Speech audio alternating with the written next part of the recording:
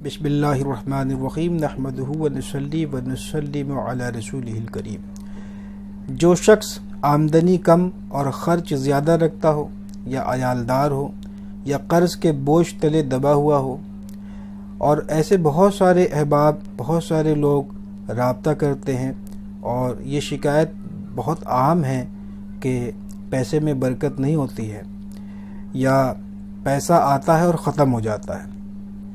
تو اگر کسی کی آمدنی کم ہو، اخراجات زیادہ ہو تو وہ کیا کرے؟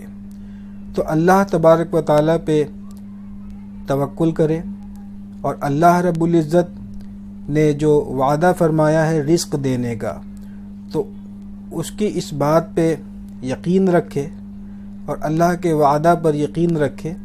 اس نے ہر ذی روح کو رزق دینے کا وعدہ فرمایا ہے، تو وہ رزق جو آپ کا مقدر ہے وہ آپ کو ضرور ملے گا۔ لیکن بسا اوقات اپنی کوتاہی کی بنا پر، لاپرواہی کی بنا پر، فضول خرچی کی بنا پر یا دیگر وجوہات کی بنا پر یہ ہوتا ہے کہ پیسے میں برکت بظاہر دکھتا نہیں ہے یا واقعی برکت نہیں ہوتی ہے۔ تو ایسے تمام افراد کے لیے فقیر ایک روحانی نسخہ پیش کرتا ہے۔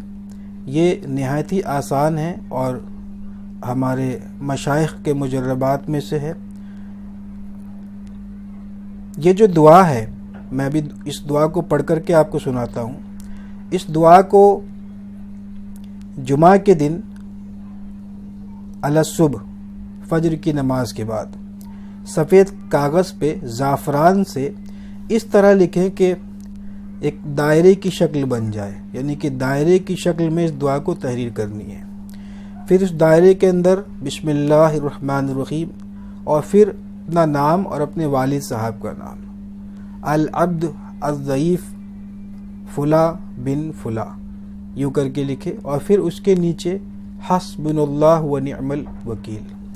جب یہ لکھ لیں تو اس کے بعد جمعہ کے دن جو آپ نماز کے لیے جائیں، یعنی کہ اذان اول جو ہو، تو اس کے بعد سے لے کر کے اذان ثانی ہونے تک اس درمیان میں اس دعا کو 70 مرتبہ پڑھنی ہے، اور وہ جو کاغذ جو آپ نے لکھا ہوا تھا اس کو اپنے سامنے رکھ کر کے پڑھنا ہے۔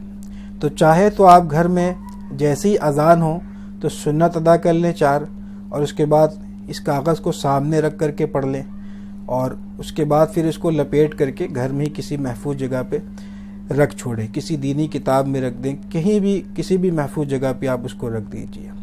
اور چاہے تو مسجد آپ جائیں، مسجد میں نماز ادا کریں سنت، اور اس کے بعد اس کاغذ کو سامنے رکھیں اور اس دعا کو 70 مرتبہ پڑھیں، اور پھر اس کو چاہے تو کاغذ پہ دم بھی کر سکتے ہیں، نہیں بھی کریں گے جب بھی چلے گا، لیکن پڑھنے کے وقت جو ہے وہ کاغذ سامنے ہو اور اس کاغذ پہ آپ کی نظر ٹکی ہو۔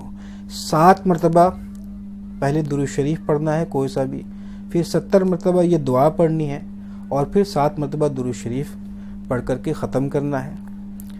کاغذ پہ چاہے تو دم کریں، اس کے بعد اس کو لپیٹ کر کے رکھیں۔ انشاءاللہ تعالی پہلے ہفتے سے ہی خیر و برکت کا سلسلہ شروع ہو جائے گا، اور جس مبارک دعا کا میں نے ذکر کیا اور جسے 70 مرتبہ پڑھنے کا بتایا اور دائرے کی شکل میں لکھنے کا بتایا ہے، وہ دعا یہ ہے اور اس طرح لکھی جائے گی: اللہم یا غنی یا حمید یا مبدی یا معید یا رحیم یا ودود اغننی بحلالک عن حرامک وبطاعتک عن معصیتک عمن سواک۔